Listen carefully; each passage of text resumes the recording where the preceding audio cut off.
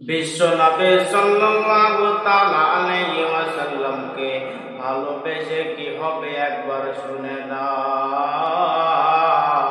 আমার দয়া নবী, মায়ার নবী, রাহমাতাল লিল আলামিন নবী আমাদেরকে বলতে আছেন, লা ইউমিনু আহাদুকুম হাত্তা আকুনা হাব্বা ইলাইহি মিন ওয়ালিদিহি ওয়া ওয়ালাদিহি ওয়ান নাসি আজমাইন। তোমরা অতক্ষণ পর্যন্ত পূর্ণাঙ্গ মুসলমান হতে পারবে না যতক্ষণ পর্যন্ত নিজের মা বাপ, ভাই বোন, আত্মীয়র চাইতে বেশি না রাসূলুল্লাহকে ভালোবাসবে, ততক্ষণ পর্যন্ত পূর্ণাঙ্গ মুসলমান হতে পারবে না। ইসলাম জামিনা হযরত আবার তয়া নবী, মায়ার নবী, রাহমাতাল লিল আলামিন নবীকে ভালোবেসে কি হবে শুনে নে।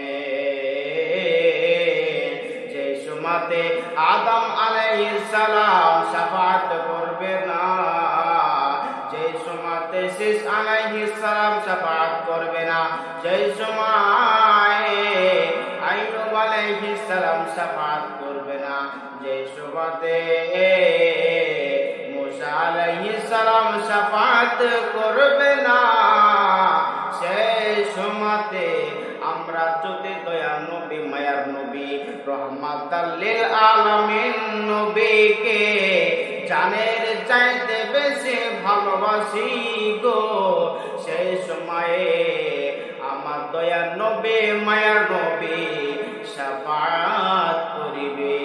আমার দয়ার নবী, মায়ার নবী, রাহমাতাল লিল আলামিন নবীকে ভালোবেসে কি হবে শুনে যান।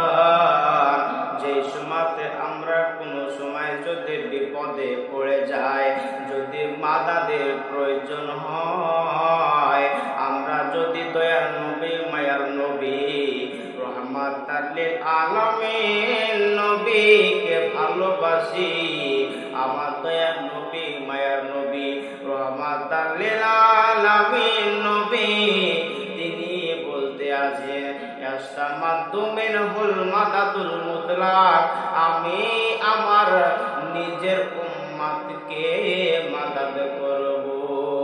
এবার আমাদেরকে জানতে হবে কার মতো দয়ার নবী, মায়ার নবী, রাহমাতাল লিল আলামিন নবীকে ভালোবাসতে হবে।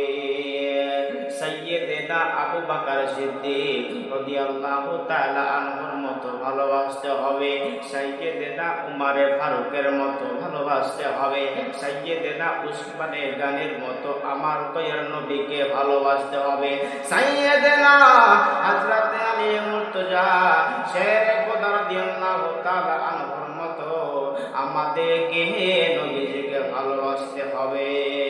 হযরত আবু বকর সিদ্দিক কতটা আমার দয়ার নবী, মায়ার নবী, রাহমাতাল লিল আলামিন নবীকে ভালোবাসতো, হযরত উমর ফারুক কতটা আল্লাহর নবী সাল্লাল্লাহু তাআলা আলাইহি ওয়াসাল্লামকে ভালোবাসতো। আর শুনে নেন, এক সময় হযরত উমর ফারুক রাদিয়াল্লাহু তাআলা আনহু তিনি নিজের ছেলের সম্মুখে দয়ার নবী, মায়ার নবী, রাহমাতাল লিল আলামিন নবীর হাদিস বর্ণনা করতে আসে।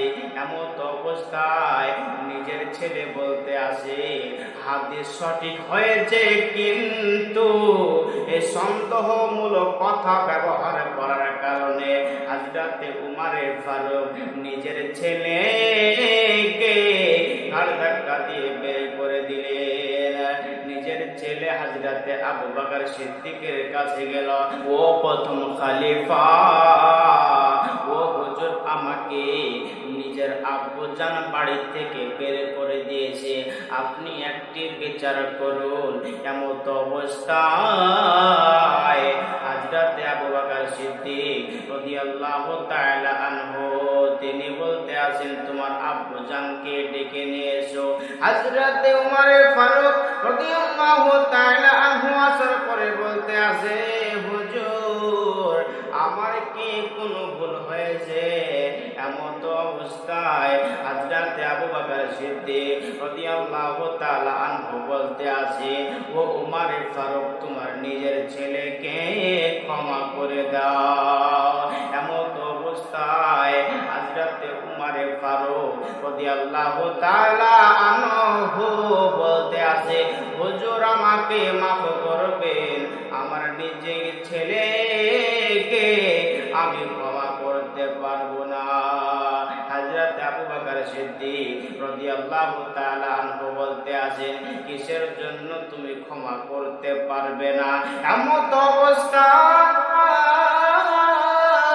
হযরত উমর ফারুক রাদিয়াল্লাহু তাআলা আনহু বলতে আছে, হুজুর আপনার যদি এমন হতো, আপনি রাসূলুল্লাহ সাল্লাল্লাহু তাআলা আলাইহি ওয়াসাল্লামের হাদিস বর্ণনা করতে আসেন, পেশ করতে আসেন, এমন অবস্থায় যদি নিজের ছেলে বলে যে হুজুর সাল্লাল্লাহু তাআলা আলাইহি ওয়াসাল্লামের হাদিস সঠিক হয়েছে, কিন্তু এই সন্দেহমূলক ব্যবহার করার কারণে আমি নিজের ছেলেকে বের করে দিয়েছি। হযরত আবু বকর সিদ্দিক রাদিয়াল্লাহু তাআলা আনহু বলতে আছে, তুমি তো নিজের ছেলেকে বাড়ি থেকে বের করে দিয়েছো। আমি আবু বকর সিদ্দিক রাদিয়াল্লাহু তাআলা আনহু বলতে আছি, খোদার কসম, আমার ছেলে যদি রাসূলুল্লাহ সাল্লাল্লাহু তাআলা আলাইহি ওয়াসাল্লামের সঙ্গে গুস্তাখি করে, আমি বাড়ি থেকে বের করতাম না, আমি ধাড় থেকে গলাকে আলাদা করে দিতাম।